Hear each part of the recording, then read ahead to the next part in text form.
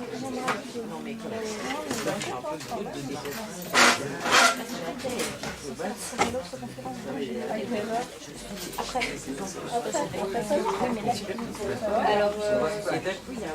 bonsoir tout le monde. Je suis un peu stressée. C'est la première fois que je parle devant autant de personnes. Alors du coup, pour me présenter juste vite fait, moi c'est Panda. Donc, je vais vous parler là de quelque chose d'un petit peu plus précis que ce qui a pu être dit tout à l'heure. Je vais vous parler en fait de la scolarité en tant que personne LGBTQI+, et en situation de handicap. Donc vraiment en me basant sur mon vécu, sur ce qui s'est passé dans ma scolarité, notamment au niveau collège-lycée et un petit peu au niveau de la fac. Et donc voilà. Donc pour vous mettre un petit peu dans le contexte, du coup je suis atteinte du syndrome d'Ehlers dans l'os. Pour faire court, c'est un handicap invisible qui est très peu connu, qui est sous-diagnostiqué et qui concerne vraiment tout le corps. Il y a des problèmes multiples, vraiment, sur beaucoup de plans différents. Donc, j'ai par exemple des problèmes de troubles de l'attention, de troubles de la mémoire, des problèmes musculaires, des problèmes de digestion, mobilité réduite. Enfin, voilà, globalement, c'est un petit méli-mélo de plein de choses sympas. Donc j'ai pris la décision d'écrire une BD autobiographique sur ce sujet, donc en racontant un petit peu tout mon parcours, voilà, de comment j'ai été diagnostiquée, les années avant où j'ai pas eu de prise en charge du tout, les années après. Voilà, je parle un petit peu de tout ça. Donc juste, si après pendant la pause vous voulez feuilleter, etc., mes BD sont là. Donc voilà. Alors, je vous un petit peu mes notes quand même. Voilà, donc ça c'est pour le côté en situation de handicap. Pour le côté LGBT, du coup, je suis une personne plus ou moins non-binaire. Enfin, je me considère comme étant non-binaire. Donc forcément, vu que c'est une BD autobiographique, mon personnage aussi est binaire. Donc voilà. Au niveau de ma BD, c'est un support en fait qui me sert à m'exprimer sur différents sujets et donc aussi à sensibiliser à ce que j'ai pu vivre, à ce que je vis encore et à expliquer voilà, ce que c'est le handicap invisible, de quoi j'ai besoin au quotidien par exemple, voilà. Et j'essaye à côté de faire des petites actions comme ce soir pour compléter un petit peu tout ça. Donc, par exemple, j'ai pu faire une table ronde avec des enfants juste avant la rentrée pour expliquer les différents traitements qu'on pouvait avoir avec le syndrome d'Ehlers dans l'os, voilà, ce qui pouvait être mis en place, à quoi on avait droit, etc. Donc voilà, j'essaye de faire régulièrement des petites choses dans le genre. La BD touche beaucoup plus de personnes en situation de handicap, à mon grand désespoir. J'aimerais bien que plus de personnes dites valides puissent y avoir accès pour se rendre compte aussi de ce qu'on peut vivre. Mais malheureusement, pour l'instant, c'est pas encore trop ça. Mais je garde espoir. Donc voilà, au niveau de ma prise de parole, du coup, je vais parler un petit peu de comment ça va se dérouler. Donc en premier temps, je vais vous parler de ma scolarité en tant que personne LGBTQI+. Ensuite, je vais vous parler de ma scolarité en tant que personne en situation de handicap. De comment ça s'est passé en étant les deux en même temps, en faisant le petit combo. De comment j'en ai parlé au sein de la BD. Et donc on fera probablement une pause dans ces alentours-là. Et ensuite j'exposerai les soucis techniques qui font en sorte qu'à l'heure actuelle tout ne se passe pas super bien. Pour terminer, je donnerai une petite liste d'outils à mettre en place et quelques idées qui serait tellement parfaite pour que tout aille mieux. Du coup, voilà, trigger warning sur tout ce qui est transphobie, validisme, harcèlement scolaire, tout ça, insultes, etc. Je pense qu'il y a pas mal de termes qui ont été expliqués tout à l'heure. Après, juste, je vais rappeler quelques termes qui vont être abordés pendant ma prise de parole. Donc, par exemple, LGBTQI+, qui signifie lesbienne, gay, bi, trans, queer, intersexe, plus. Donc, qui est un regroupement de tout ça.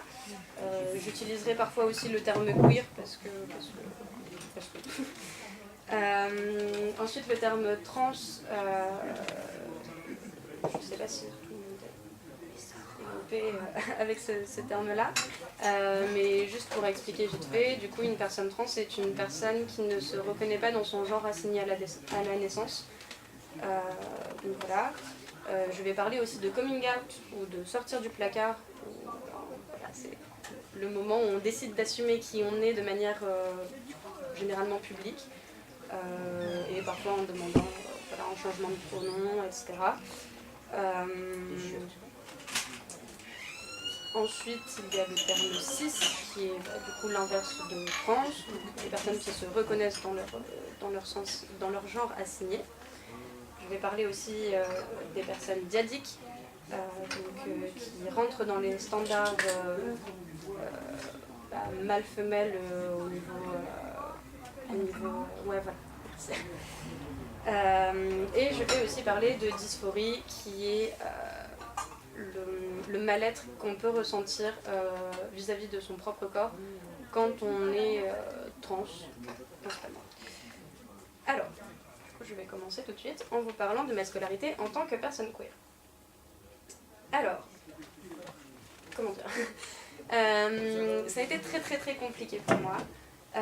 J'ai fait mon coming out donc quand j'étais en terminale. Donc il y a même, il y a un petit peu plus d'un an.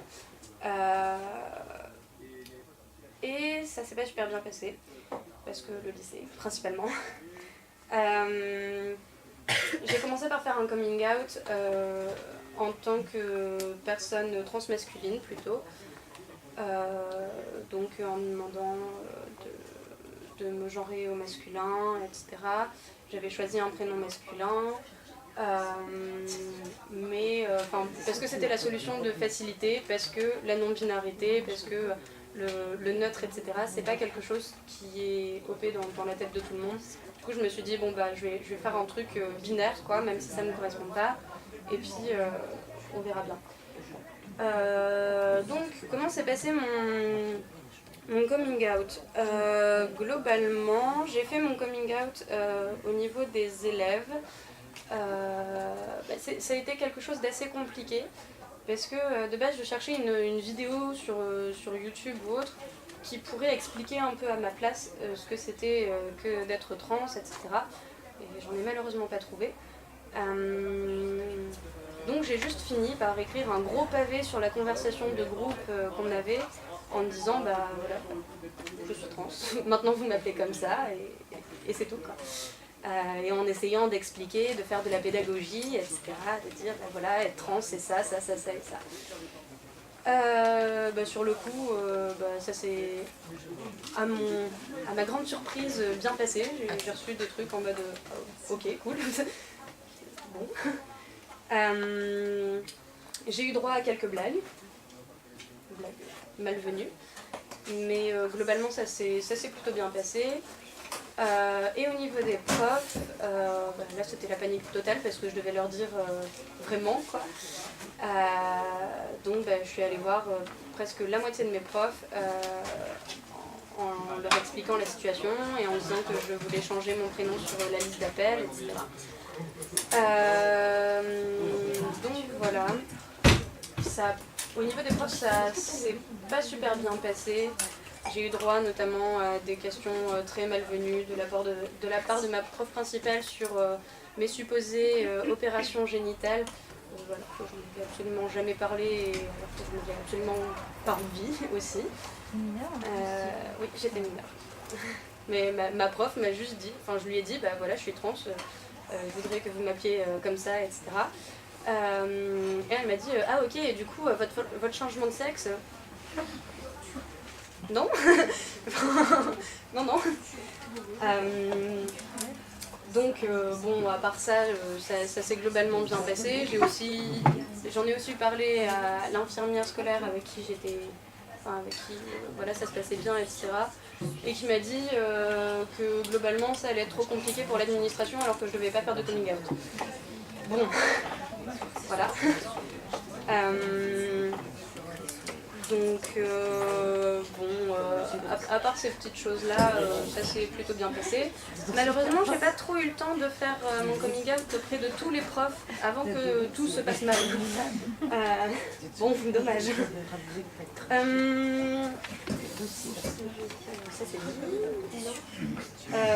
Au niveau des élèves, au départ, ça s'est bien passé, tout simplement parce que on va dire que je m'habillais comme un garçon, entre grosses guillemets. Donc j'avais jarté tout le maquillage, je mettais que des chemises, des pantalons, voilà. Je me suis dit, je vais rester habillée comme ça le temps que ça rentre bien dans leur tête. Et puis au bout de quand même un bon gros mois, je me suis dit, bon, je vais peut-être enfin pouvoir revenir à être moi un peu, me maquiller un petit peu, tout ça. Et c'était pas une bonne idée.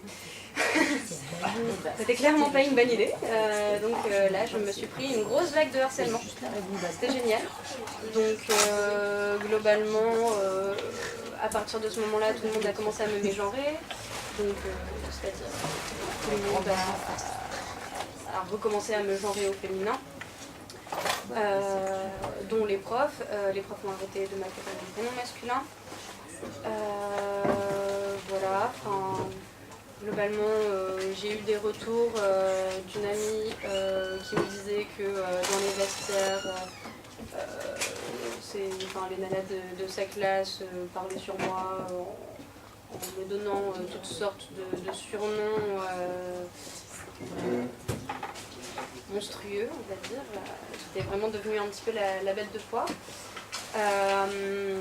C'était sympa, tout le monde se retournait quand j'étais dans les couloirs. Sur les réseaux sociaux, ça se passait pas super bien non plus. Ça n'a pas été là que ça a été le pire, mais bon, j'ai eu quelques retours aussi de gens qui disaient des trucs vraiment pas cool sur les réseaux sociaux sur moi. Enfin bref, le harcèlement scolaire dans toute sa splendeur, quoi. Et bien sûr, une équipe administrative qui ne faisait pas grand-chose. Le truc, c'est que j'ai essayé de dire plusieurs fois, ben voilà, là, je me fais harceler. Enfin, je sais ce que c'est que d'être harcelée. Je suis harcelée depuis que je suis à l'école primaire. Je sais reconnaître quand je suis en position d'être harcelée. Là, je le suis, aidez-moi. Et clairement, c'était ah, mais c'est juste des petits messages méchants, c'est pas bien grave, ou tu dramatises. Voilà. Donc, globalement, j'ai jamais eu d'aide. Et ça s'est bien souvent retourné contre moi. Donc, voilà. Même si j'ai eu une équipe administrative qui clairement était top sur plein d'autres points, c'est vrai qu'il y avait des moments où j'ai eu besoin d'aide, où j'en ai pas eu. J'ai fini en phobie scolaire très très poussée, en dépression, phobie sociale accentuée fois 1000. J'étais à moitié déscolarisée, enfin bref, ça a pris des ampleurs pas possibles, j'ai failli pas pouvoir passer le bac. Et toujours aucune solution qui se ferait à moi. Non, la solution c'était que moi je parte en fait, enfin, voilà, globalement. Donc voilà. Ensuite, du coup, actuellement à la fac, ça se passe bien. C'est chouette. Même si je suis clairement out, enfin, un peu là du coup. mais j'en parle avec quelques personnes au fur et à mesure, quand je me sens apte à en parler, quand je me sens en confiance avec les personnes, mais je ressens pas non plus un besoin de faire un coming out vraiment officiel, on va dire, d'en parler aux profs, etc. Principalement parce que du coup je suis toujours à moitié scolarisée, donc je passe quand même relativement peu de temps à la fac. Et voilà, enfin maintenant j'ai compris que mon prénom féminin et mes pronoms féminins n'étaient plus une insulte comparée au lycée, et du coup j'arrive mieux à les accepter moi-même, etc. Donc globalement, de moi à moi ça se passe mieux, de moi aux gens ça se passe mieux. Donc pour l'instant c'est chouette. Et puis voilà, je garde la possibilité aussi de pouvoir m'habiller comme je veux, de pouvoir me maquiller, de pouvoir faire ce que je veux avec mon apparence sans pouvoir être jugée comme je pouvais l'être au lycée. Donc, on passe maintenant à la deuxième partie, donc sur ma scolarité en tant que personne en situation de handicap. Là, ça va remonter un petit peu plus loin. Déjà, je vais peut-être parler un petit peu de quelque chose qui est assez dur, même encore maintenant. C'est le harcèlement que j'ai pu subir quand j'étais à l'école primaire. Donc, voilà, vraiment, mon harcèlement a commencé, j'avais à peine 6 ans, quoi. Ce qui s'est passé, c'est que j'ai ma mère qui a eu des vraiment gros problèmes de santé, etc., qui s'est retrouvée quasiment intégralement paralysée pendant pas mal de temps. Et à un moment, elle réussissait à sortir en fauteuil roulant électrique. Et plusieurs fois, elle a voulu venir me chercher à l'école primaire pour me faire plaisir sans me prévenir. Et ça s'est vraiment pas bien passé.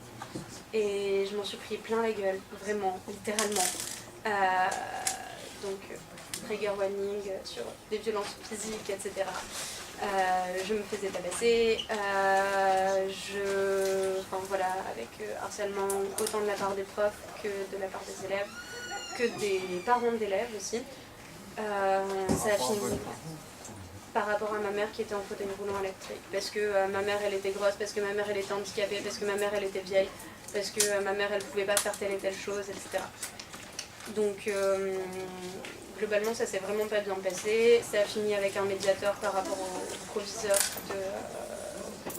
de mon école. Et pour ajouter une petite touche plus positive, en fait ma mère avait été interviewée par une dame à l'époque, au journal, par rapport à sa maladie. Et ma mère avait vidé son sac par rapport à tout ce qui se passait à l'école primaire avec moi. Elle n'en pouvait plus et voilà, elle a tout déballé. Et il se trouve que cette personne maintenant est devenue maire de la ville où j'étais.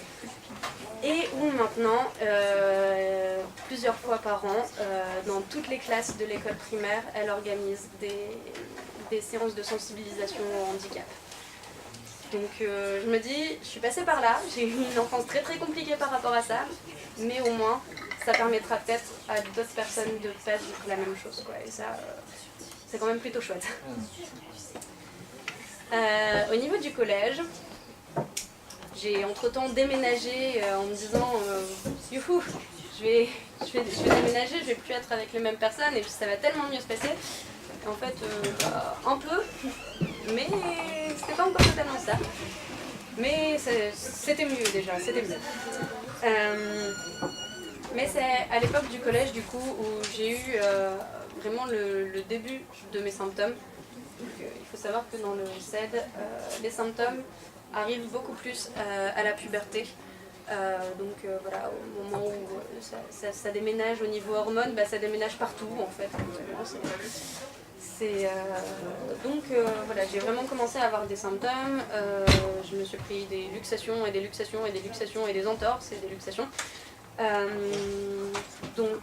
C'était génial. Je ne pouvais pas faire de sport, mais les profs ne comprenaient pas forcément parce que je n'avais pas de diagnostic. Je passais mon temps chez le kiné, j'allais 1 à 2 fois par semaine chez le kiné. qui à chaque fois me remettait en place, et puis une semaine plus tard je retournais et puis il me disait bah c'est bizarre, tout il s'est rebarré et c'est pas normal quoi. Donc voilà, j'avais mes articulations qui partaient vraiment dans tous les sens.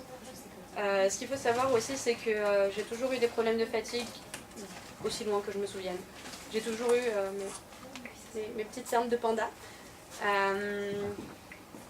J'ai toujours eu voilà, les problèmes de peau blanche, peau fine, etc., mauvaise cicatrisation, tout ça qu'on retrouve typiquement dans le CED.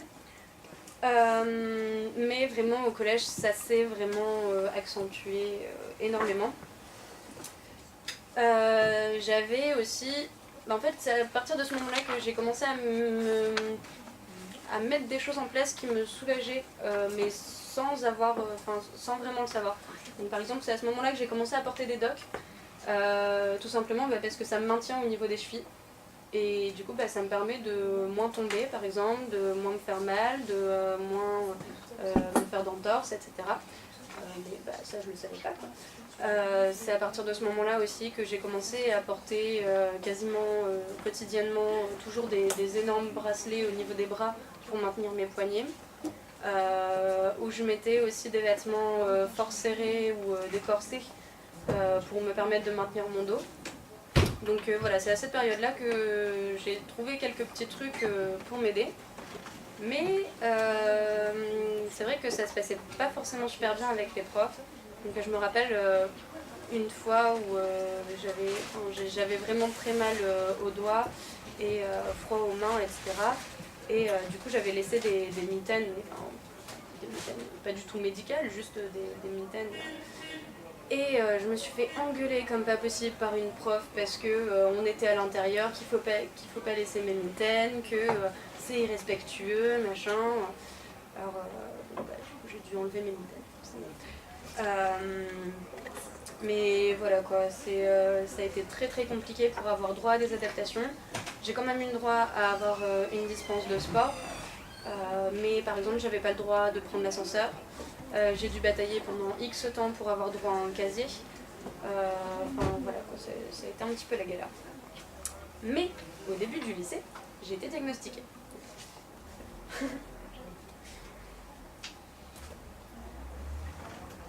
Donc, au début du lycée, juste à mon entrée en seconde, j'ai été diagnostiquée donc, du syndrome d'Ehlers-Danlos.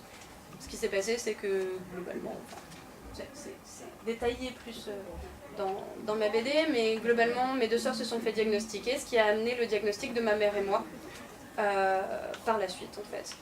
Après X années d'errance médicale et X faux diagnostics. Là, les symptômes, ça a explosé, clairement. C'était la fête des symptômes. Mais j'ai eu très très rapidement droit à une prise en charge. On m'a accordé le droit d'avoir un PC pour prendre en note mes cours, mais aussi pour faire mes évaluations. Un tiers-temps, j'avais accès à l'infirmerie pour me reposer, donc s'il y a un moment entre deux cours ou même en plein milieu d'un cours, je devais aller me reposer, je savais que l'infirmerie était là quand elle était ouverte, quoi. Mais je pouvais aller dans une salle à part, me reposer, etc. Il faut savoir aussi que je suis sous traitement d'oxygène. Donc globalement c'est une petite machine ou une bouteille ou une grosse machine. Un tuyau qu'on met dans le nez et on fait ça pendant une demi-heure, 40 minutes, 3 fois par jour. Et donc j'avais une bouteille d'oxygène qui était disponible à l'infirmerie où je pouvais le faire. Après ça a changé parce que je me sentais trop exclue de le faire seulement à l'infirmerie, donc j'ai fini par avoir un petit appareil portatif et donc je le faisais dans l'enceinte du lycée un peu où et quand je voulais. Donc ça c'était chouette, même si du coup, forcément j'étais tout le temps obligée de faire de la pédagogie quand je faisais mon traitement parce que les gens me disaient « pourquoi est-ce que tu as un tuyau dans le nez ?» Laissez-moi juste... Et genre vraiment, des fois j'étais en conversation autour d'une table avec des potes, il y avait des gens de 3 tables plus loin qui venaient me voir pour me demander ce que j'avais, quoi. Oui, veux bien faire de la pédagogie, mais il y a des moments où j'aimerais bien me reposer quand même. Mais bon.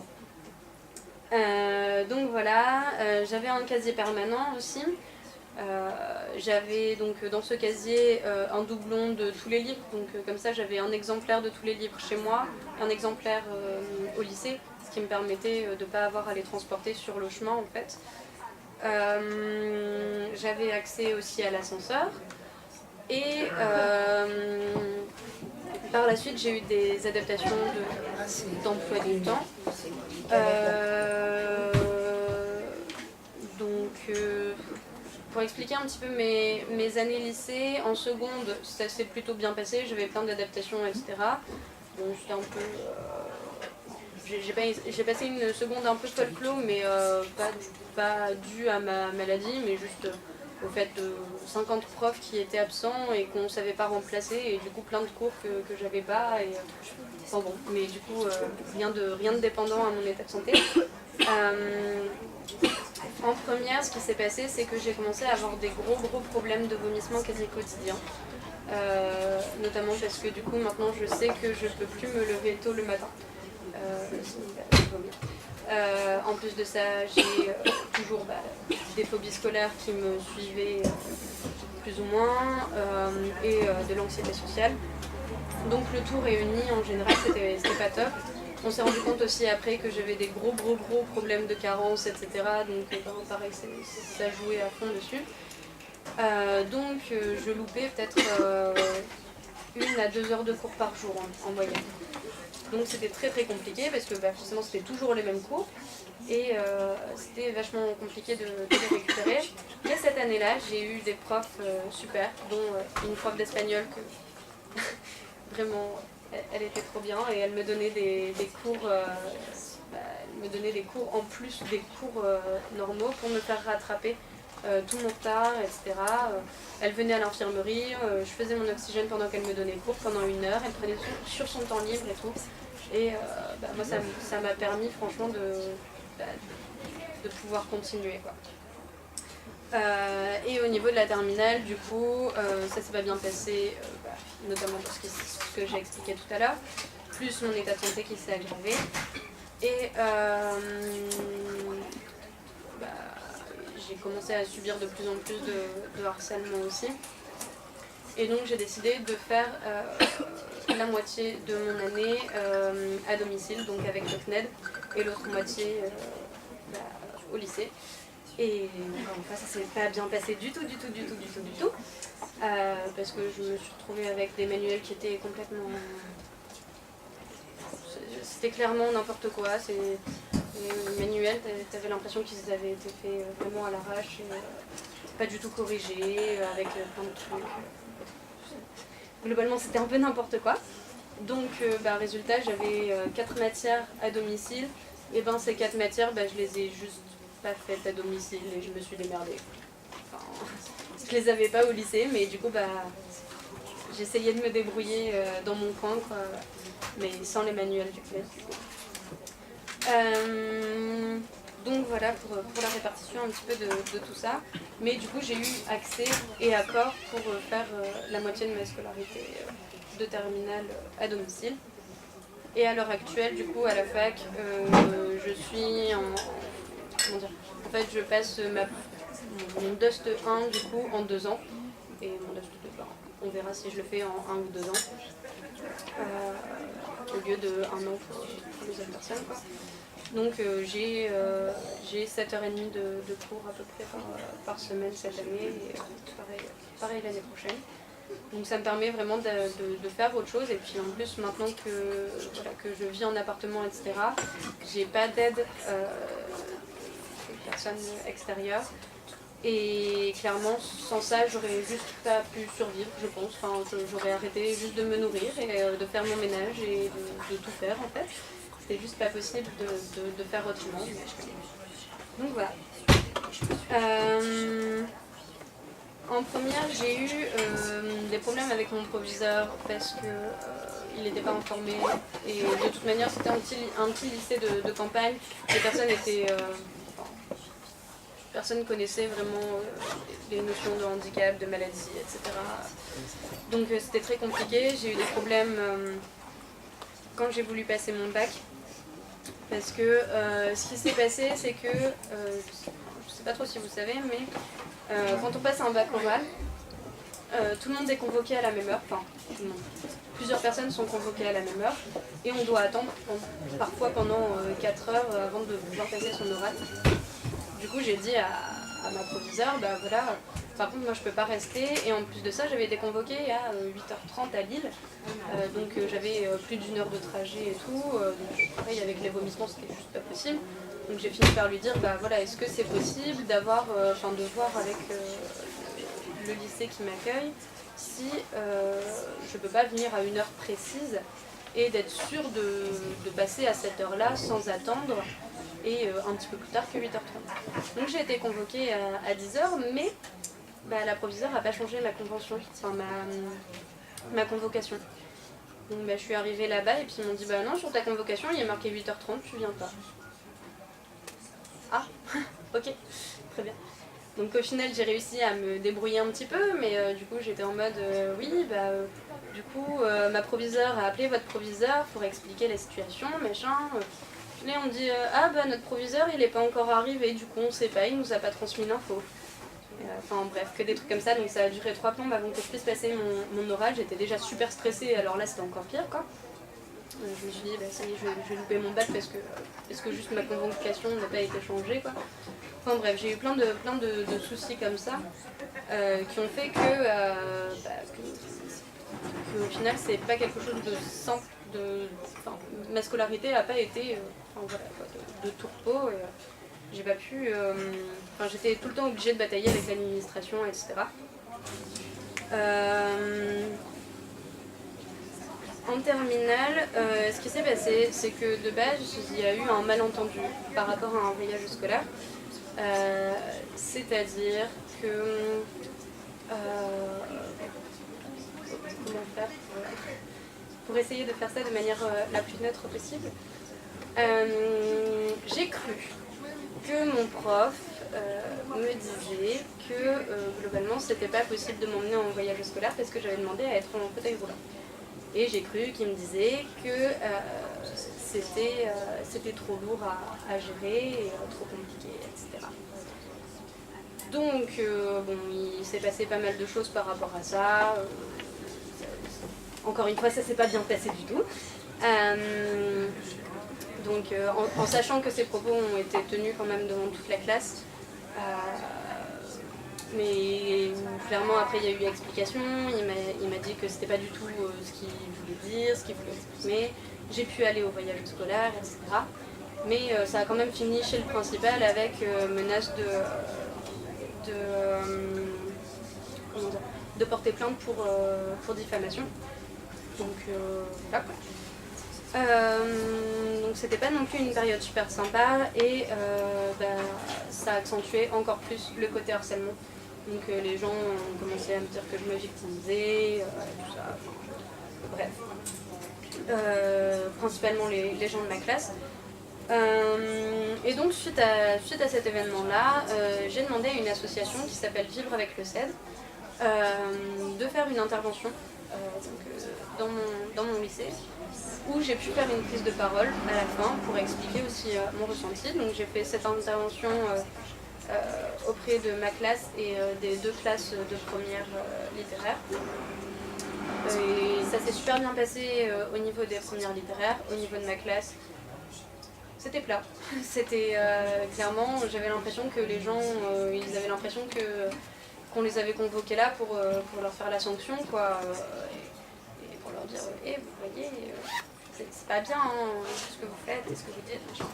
Donc globalement ça s'est pas super bien passé non plus, mais voilà, j'étais quand même content de ce qui a pu se passer avec les premières, parce que résultat je me suis retrouvée en voyage scolaire avec eux et ce sont eux qui se sont occupés de pousser mon fauteuil roulant. Je me suis retrouvée aussi dans les chambres avec eux, etc. Parce que clairement les gens de ma classe, excusez-moi du terme, hein, mais ils s'en battaient clairement les couilles. C'est vraiment les gars, au bout d'un moment, au voyage scolaire, mon prof dit est-ce que quelqu'un peut le pousser et tout et il a dit ça aux gens de ma classe. Ils se regardaient tous. Non, tu veux pas toi? Donc au final c'est vraiment les gens de première qui se sont occupés de moi pendant tout le voyage et ça s'est super bien passé. J'ai rencontré des nouvelles personnes et tout et c'était super chouette. Mais c'est vrai que ça a pas décoincé le truc.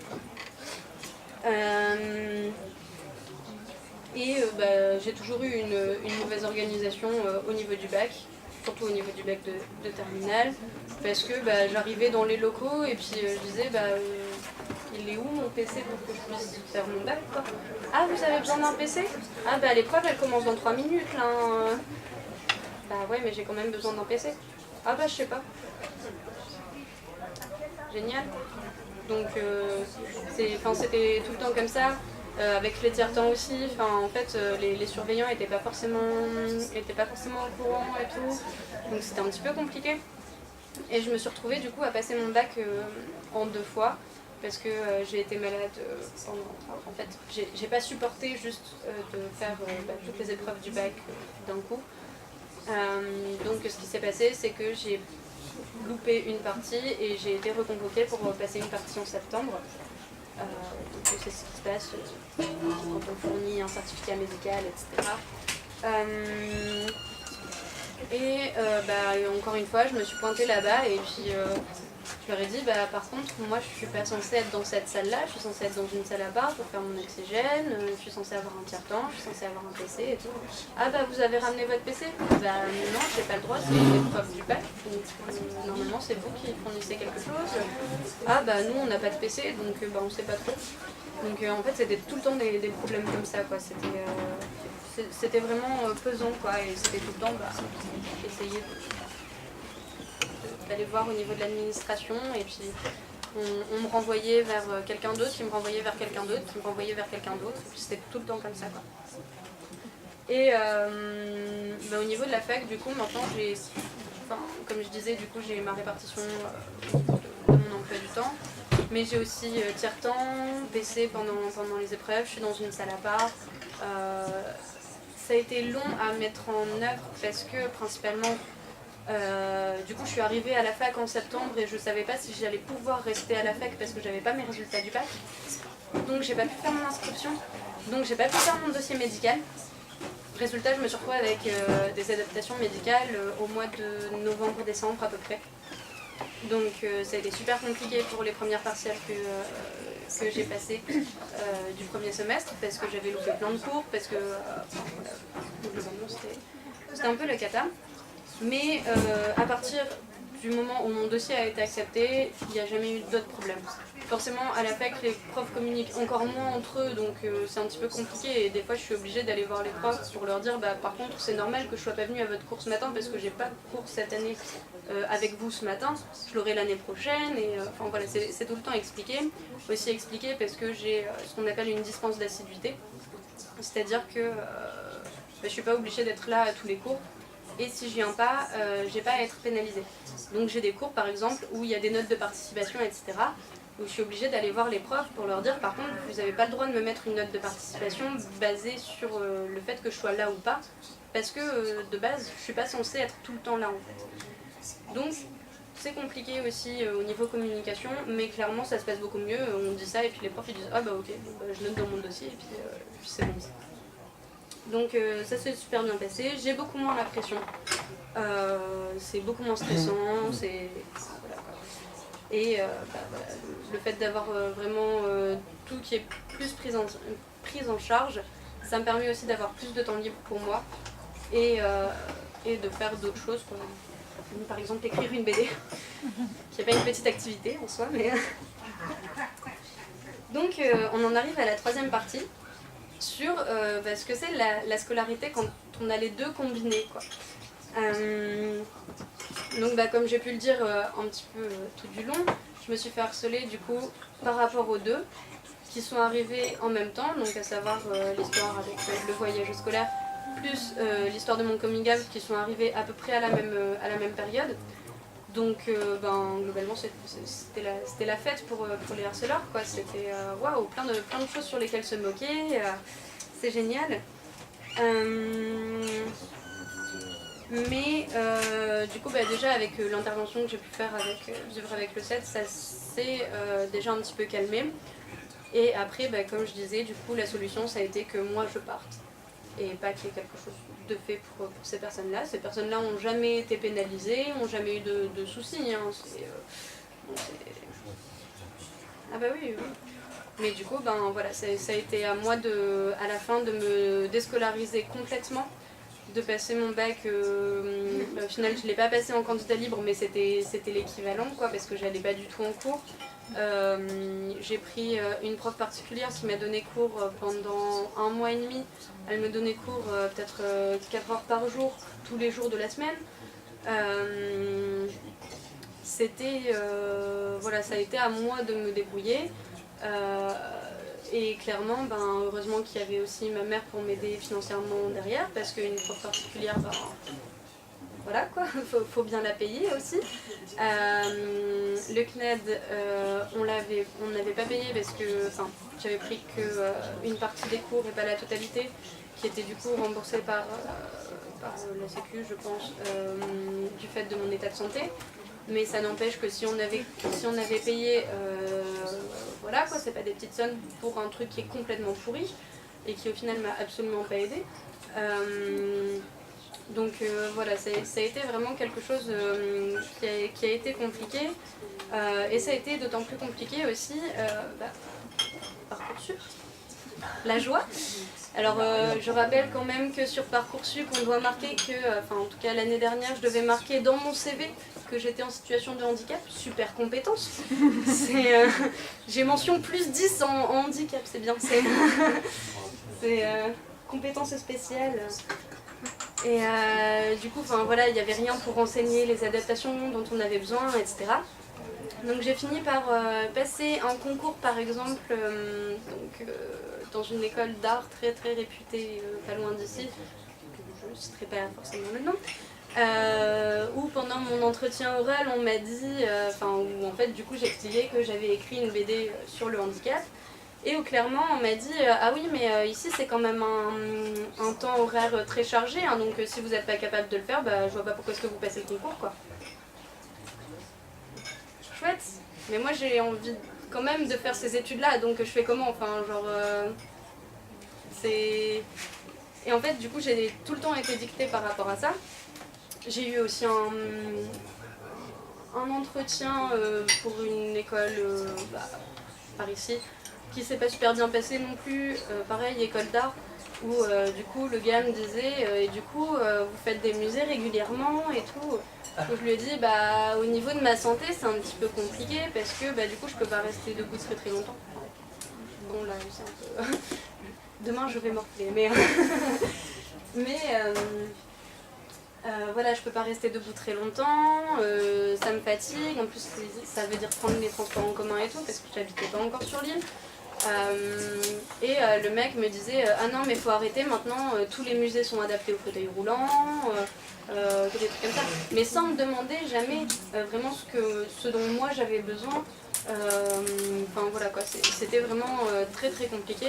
Donc au niveau des entretiens, j'ai pas encore eu la chance de faire des entretiens d'embauche, mais j'ai déjà pu voir les entretiens pour des écoles et c'était quand même pas mal compliqué quoi.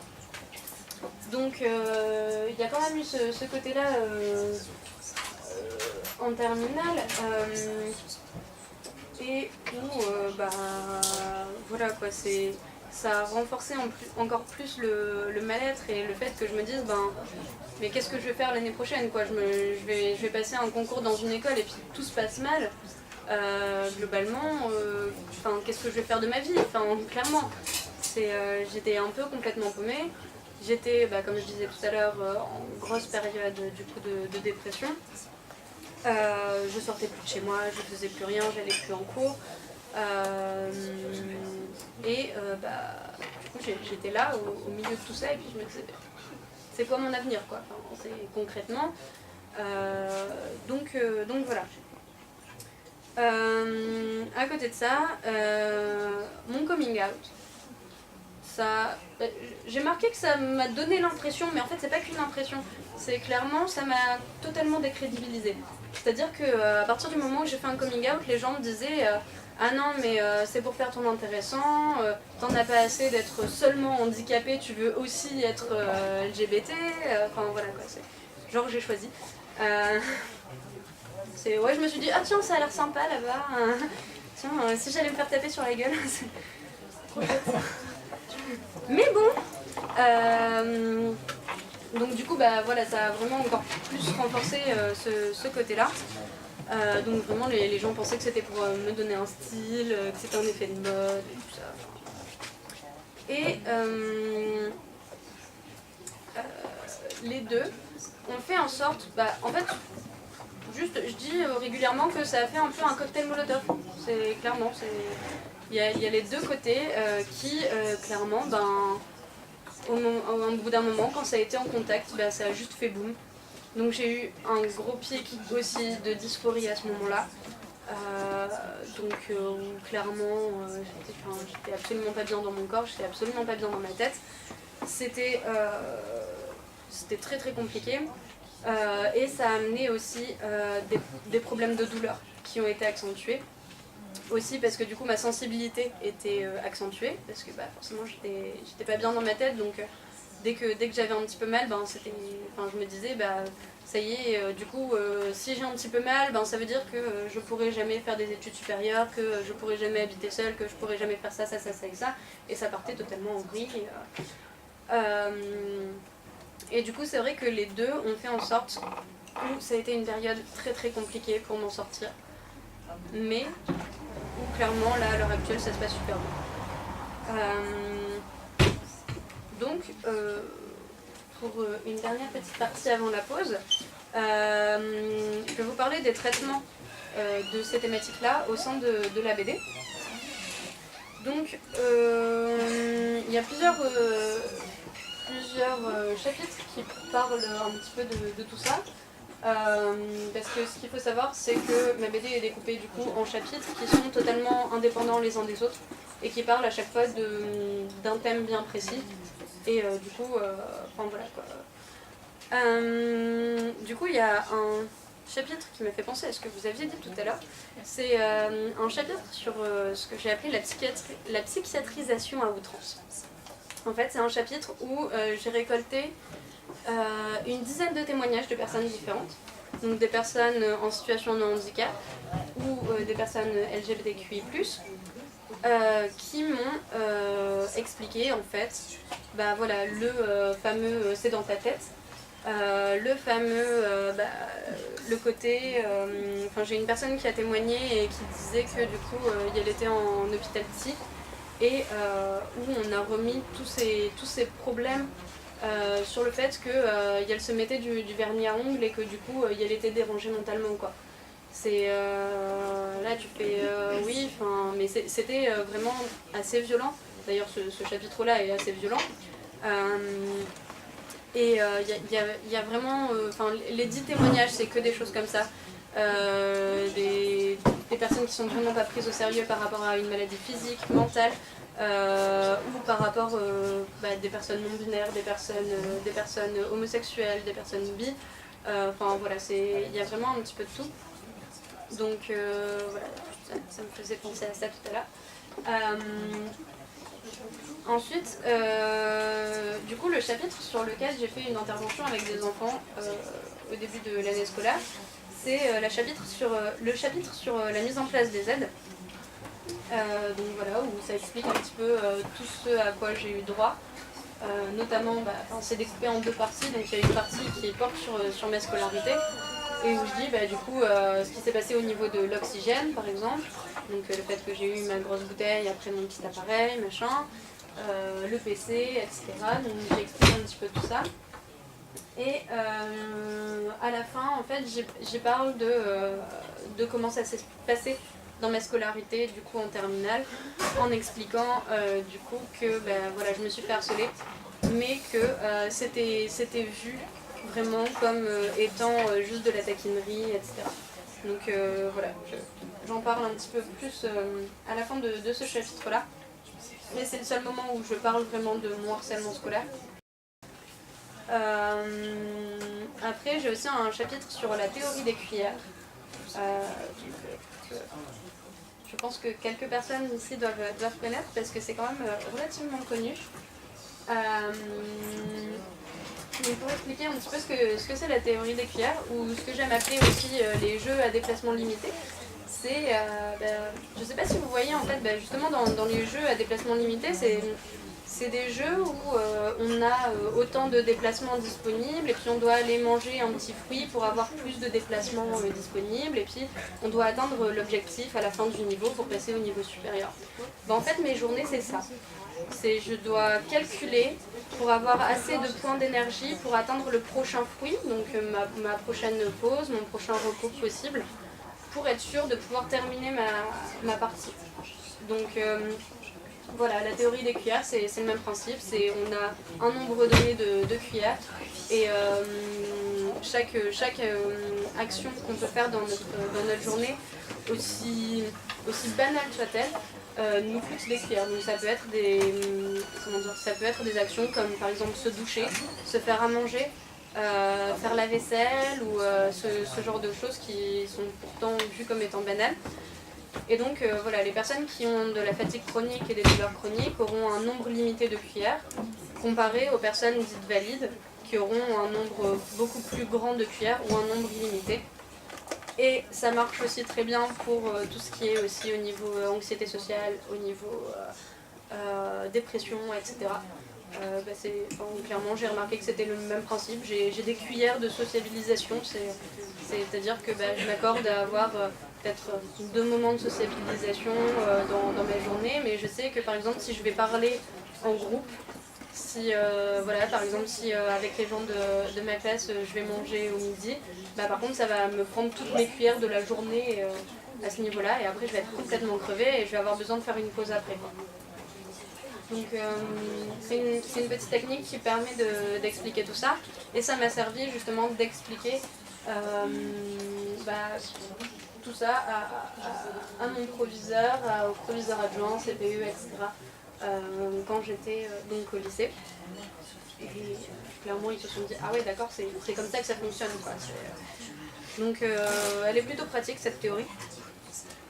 Clairement je me suis servi de la BD pour en parler à mes proches, aussi bien dans ma scolarité que dans ma vie personnelle, pour expliquer ce que c'était, parce que je suis aussi, on ne dirait pas comme ça, mais je suis une personne qui n'est pas du tout à l'aise à l'oral et qui n'est pas du tout à l'aise pour expliquer ce que je peux ressentir, etc. C'est un peu contradictoire, mais, du coup ça m'a servi vraiment comme support. Et donc voilà, et puis je me suis rendu compte aussi que d'autres s'en servaient aussi comme support et s'en sont servis pour montrer à des profs, même au niveau de l'école primaire, au niveau de l'école maternelle aussi ça m'est arrivé, donc c'est super chouette. Ça me permet aussi de sensibiliser un petit peu forcément à mon histoire, autant en tant que personne queer, qu'en tant que personne en situation de handicap ou en tant que personne harcelée du coup. Et j'essaye aussi de profiter de la visibilité que je peux avoir avec la BD pour faire d'autres choses à côté. Donc là par exemple j'ai fait une mini planche de BD il y a très peu de temps parce que j'ai subi une vague de harcèlement sur les réseaux sociaux. Et donc je me suis servi de cette visibilité là pour montrer les commentaires qui m'avaient été faits, mais aussi en disant en gros vous avez que ça à foutre, mais moi j'ai de meilleures choses à foutre quoi. Enfin, moi je fais des trucs de ma vie au moins, enfin, c'est con à dire hein, mais c'est mettre votre page en groupe privé ou quelque chose comme ça. À l'heure actuelle ça fait rien du tout. C'est pas quelque chose qui m'intéresse parce que je préfère recevoir des commentaires insultants une fois de temps en temps, mais pouvoir viser plus de personnes en fait. Parce que le fait est que du coup ma page est en public et du coup les gens peuvent partager, etc. Et ça donne plus de visibilité aussi à ce que je fais. Tandis que si c'était en privé, il y aurait tout le temps un certain nombre de personnes qui le verraient seulement. Donc voilà, et puis, de toute façon, ça me permet aussi de montrer aux gens que le harcèlement est bien présent, que le harcèlement existe, que le cyberharcèlement existe, et que parfois ça peut être violent.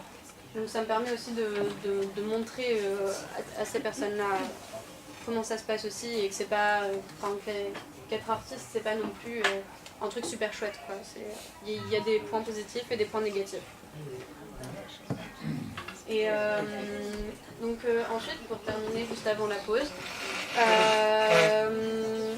cette BD est donc en auto-édition, c'est-à-dire que globalement c'est moi qui ai tout géré, donc j'ai autant géré dessin, texte, édition. Bon, j'ai pas géré l'impression parce que j'ai pas le matériel, mais voilà quoi. Enfin, du coup, je suis autant auteur que dessinateur, que illustrateur, que écrivain, que tout. Mais du coup, le truc c'est que cette BD, c'est à moi aussi de la faire connaître, c'est à moi de gérer uniquement ça. Du coup, pour l'instant, je travaille avec quelques associations, dont des associations sur l'île, etc., qui relaient un petit peu l'info et la BD. Mais à côté de ça, j'ai aussi une volonté vraiment de pouvoir la mettre à disposition de personnes qui sont dites valides, donc que ce soit dans l'espace public, entre guillemets, donc par exemple dans des CDI, dans des bibliothèques, dans des médiathèques. Voilà, enfin j'essaye vraiment de la populariser, quoi, de faire en sorte qu'elle touche un maximum de personnes, parce que pour moi c'est vraiment important qu'il y ait cette mixité aussi de lecteurs. Mais c'est vrai que c'est pas forcément facile à gérer, mais voilà. Et du coup, comme j'expliquais tout à l'heure, je fais aussi des actions de sensibilisation assez régulièrement, donc pour parler un petit peu de tout ça. Et j'espère continuer, parce que pour moi c'est important. Et bon, avec la fac c'est un petit peu compliqué à gérer, mais j'essaye de faire au fur et à mesure. Et j'en profite aussi pour remercier Une Chambre à Nous et Un Truc de Malade d'avoir organisé un petit peu tout ça, de m'avoir invité, tout ça. Donc c'était super chouette.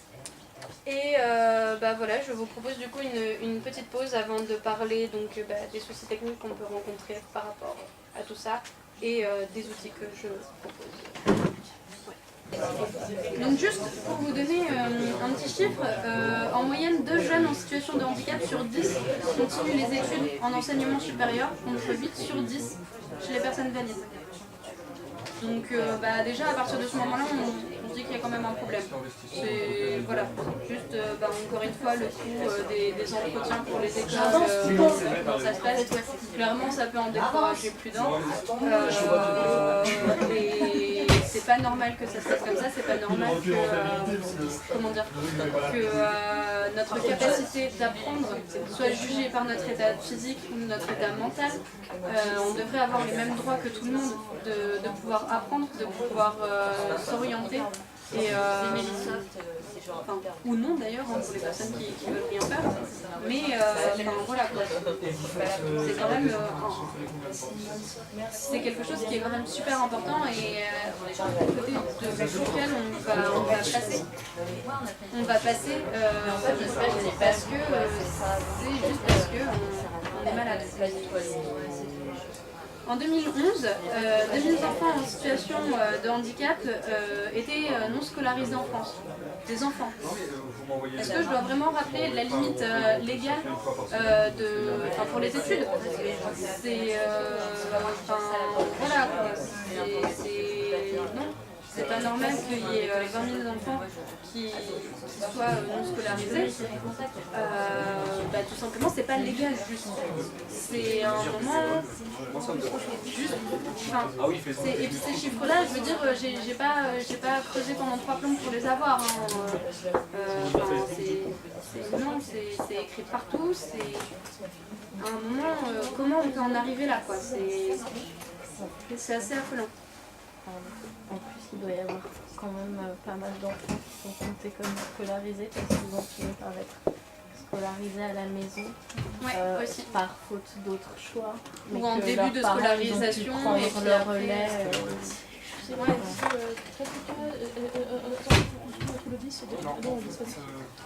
Mon numéro était dans la et quand ils se sont interdits de l'élève, on peut manier à moi.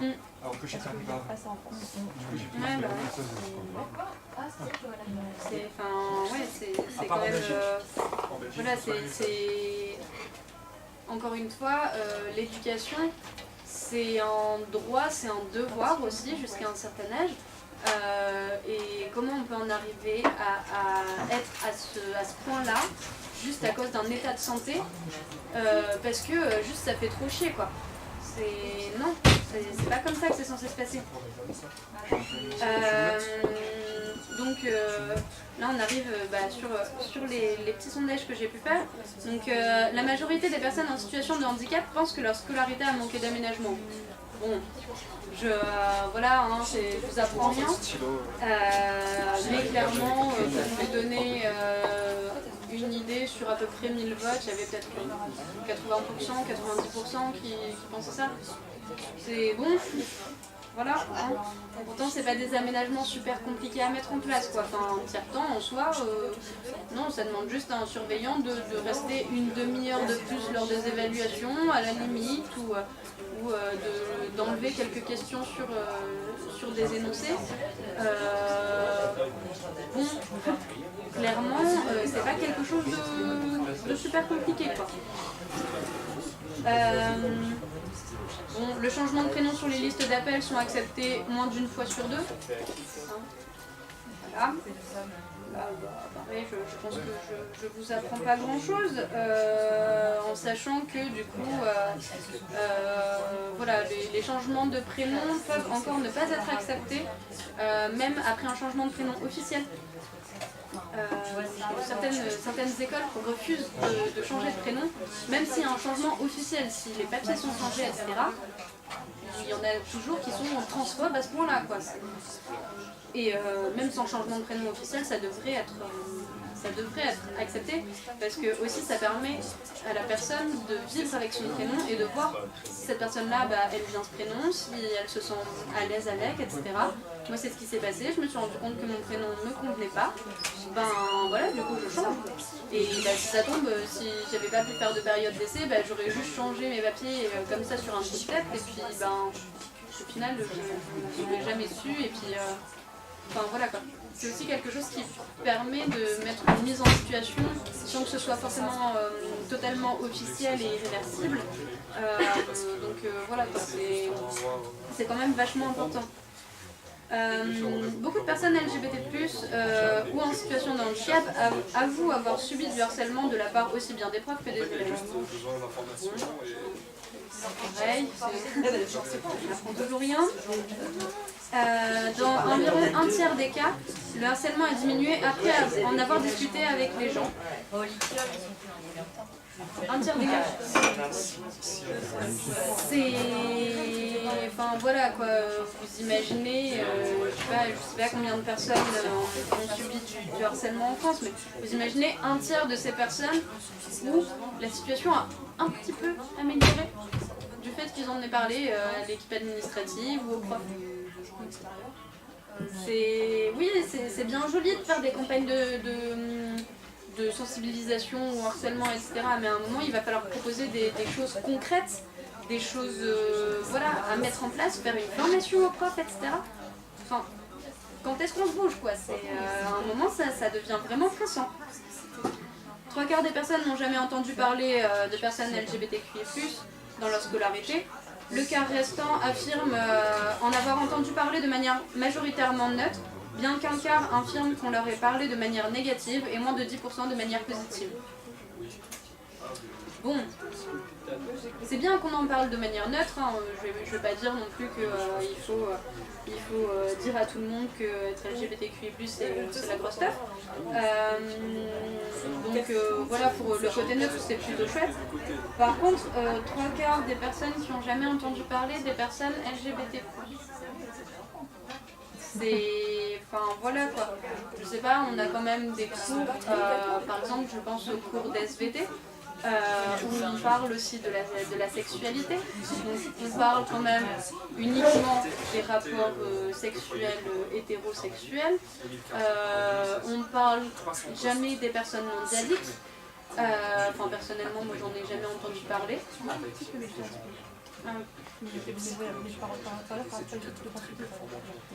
Ouais, bah ouais. Mais c'est, enfin, vraiment, on apprend, il y a tel chromosome, et puis il n'y a rien d'autre. C'est pas possible d'avoir autre chose. Mais en fait, si. C'est clairement si. Et à un moment, je sais pas, quand on parle des organes génitaux, etc., au moins préciser une fois qu'il n'y a pas que des pénis et des vagins, c'est quand même cool. C'est, enfin voilà quoi. Et aussi, éventuellement, parler du fait que les personnes trans existent tout simplement et que les relations non hétérosexuelles existent aussi.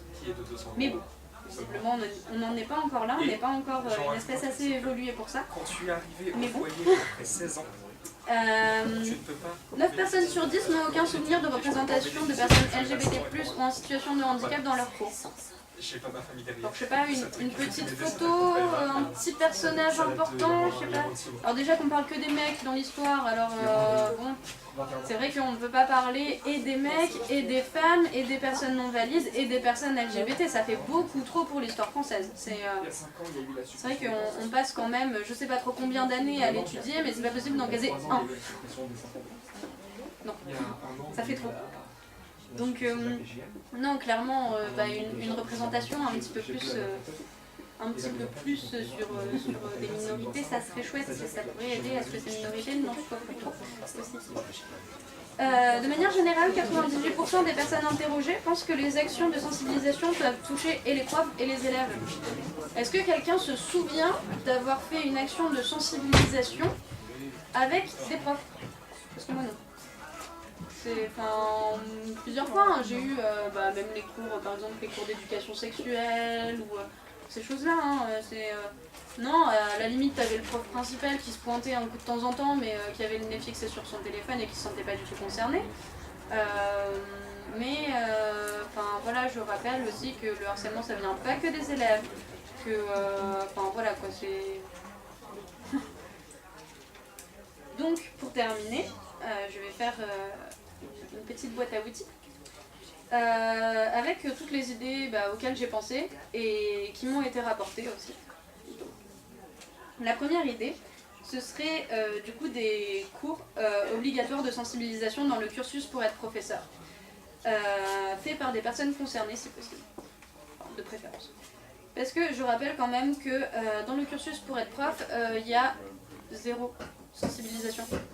Jamais on parle de harcèlement, jamais on parle de handicap. Donc les personnes, les profs quand ils arrivent dans leur parcours professionnel et qu'ils sont confrontés à une situation de handicap, si les personnes n'ont jamais eu de personnes en situation de handicap ou autre dans leur entourage, ils savent juste pas quoi faire en fait, tout simplement. Donc un moment où... Peut-être en ce qui concerne la situation là, le rapport est peut-être un peu plus direct. C'est ça, mais du coup il faut expliquer nous-mêmes, etc. Mais c'est pas notre rôle non plus en tant qu'élève. C'est...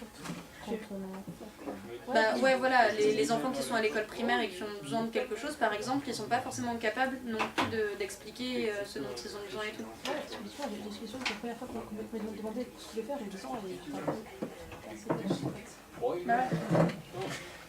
Non mais c'est vrai, on est en formation tous les deux pour être professeur et on n'a aucune sensibilisation sur tous ces sujets. Ah bah oui. Absolument aucune. Pourtant il est fait mention dans les programmes du fait qu'on est censé devoir, en SVT en l'occurrence, il est fait mention du coup qu'on a parlé des questions d'intersexuation, de sexualité, etc. Ça n'a jamais été le cas.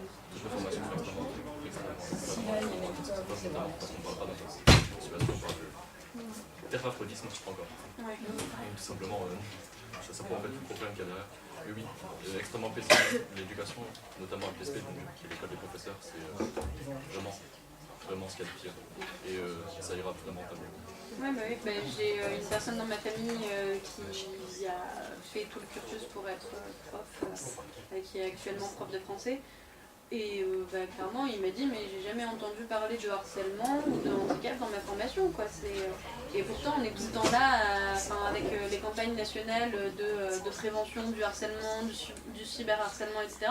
Mais les profs sont pas capables de se bouger le cul juste parce qu'ils n'ont pas de formation. Ils savent pas quoi faire, juste ils savent pas comment réagir parce qu'on leur apprend pas. Forcément, à un moment, il faudrait peut-être remonter à la base du problème, quoi. Ça pourrait peut-être être utile, quoi. On en parle.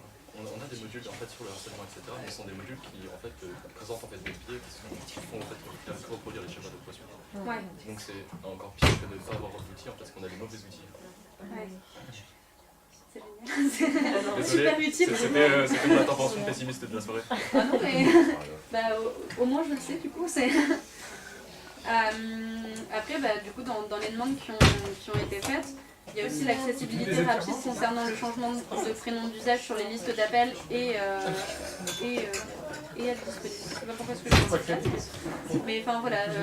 Tu l'as fait parce que à un moment, ce serait bien aussi qu'on arrête d'attendre 6 mois pour qu'il y ait un changement qui soit effectué, ou d'attendre en fait la fin de notre scolarité, juste parce que juste on n'a pas que ça à faire. On aimerait bien pouvoir normalement, sans avoir à se dire tous les matins, ah non, le prof il va faire la liste d'appels, il va encore me mégenrer, il va encore utiliser mon dead name, etc.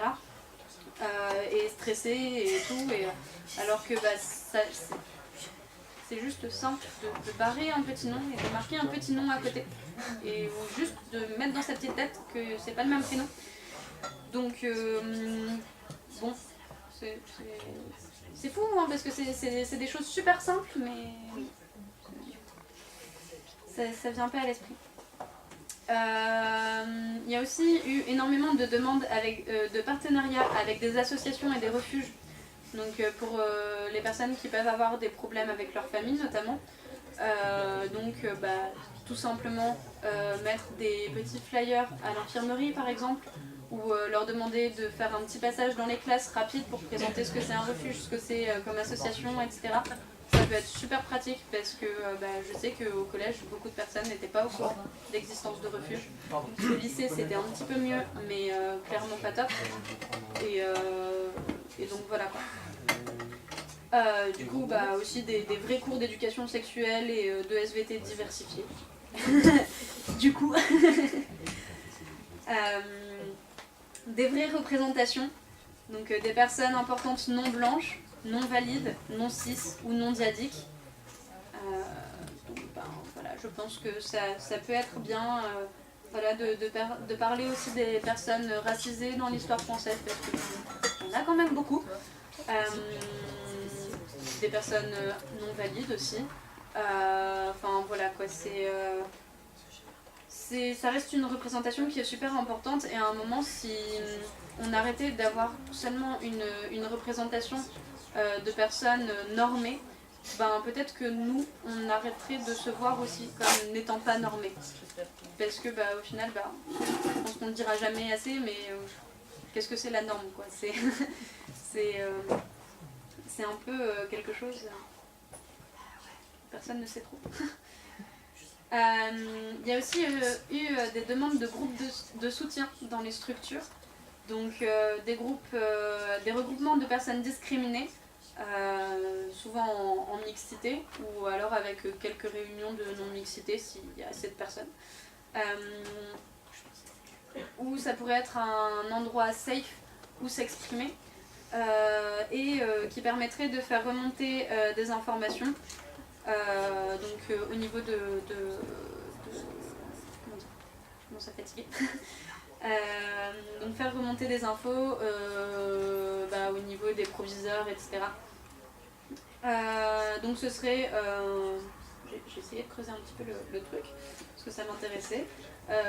Donc on proposait un système de délégués changeant régulièrement. Donc un délégué différent selon les personnes qui voulaient éventuellement participer, et selon les demandes faites aussi, pour pouvoir faire en sorte que ce ne soit pas toujours les mêmes personnes, parce que je pense qu'on est tous d'accord aussi pour dire que les délégués en général, c'est les délégués populaires et pas les délégués cool. Après, ça peut aller ensemble, hein, mais personnellement, mes délégués, ils n'ont jamais servi à grand chose, quoi. Une réelle mise en place des travaux. Une réelle mise en place des travaux d'adaptation et d'accessibilité. Parce que bon, je rappelle aussi qu'il y a des normes qui sont légalement faites et qui devraient être respectées et qui ne le sont pas du tout. Bon, les ascenseurs qui tombent en panne toutes les 2 secondes ou le manque d'ascenseurs ou enfin voilà, il y a plein de choses qui font en sorte que par exemple quand on est en fauteuil roulant, on ne peut pas circuler. Moi je me souviens aussi d'une discussion avec mon proviseur du coup où il me disait mais notre lycée il est complètement accessible, etc. Mais je lui disais mais monsieur, écoutez, moi je suis même pas en fauteuil roulant. J'ai juste parfois ma canne, très rarement. Mais déjà on a les fameuses portes anti-feu, là, c'est pas les portes anti-feu, mais de toute façon avec Vigipirate et tout, les grosses portes de hall super lourdes, etc. Je lui dis mais monsieur, moi j'ouvre la porte, je me fais super mal au poignet à chaque fois, donc en fait je suis obligée de me tourner, d'ouvrir avec mon épaule, etc. pour éviter de me faire mal. Et encore parce que ça me fait quand même mal, ça me pousse à forcer sur mes muscles, etc. Mais vous imaginez du coup une personne qui est en fauteuil roulant, ça veut dire, si la personne est en fauteuil roulant manuel par exemple, ça veut dire une personne qui ouvre la porte, qui passe devant la personne en fauteuil roulant, une personne qui pousse le fauteuil roulant, non c'est pas accessible clairement. Et du coup voilà, une remise en question avec des personnes aussi qui sont concernées et qui savent ce qui est bon ou pas pour eux, ça peut être chouette aussi. Et une mise à disposition du matériel pour tous et toutes, comme les logiciels de lecture vocale, les appareils en braille, voilà, ce genre de système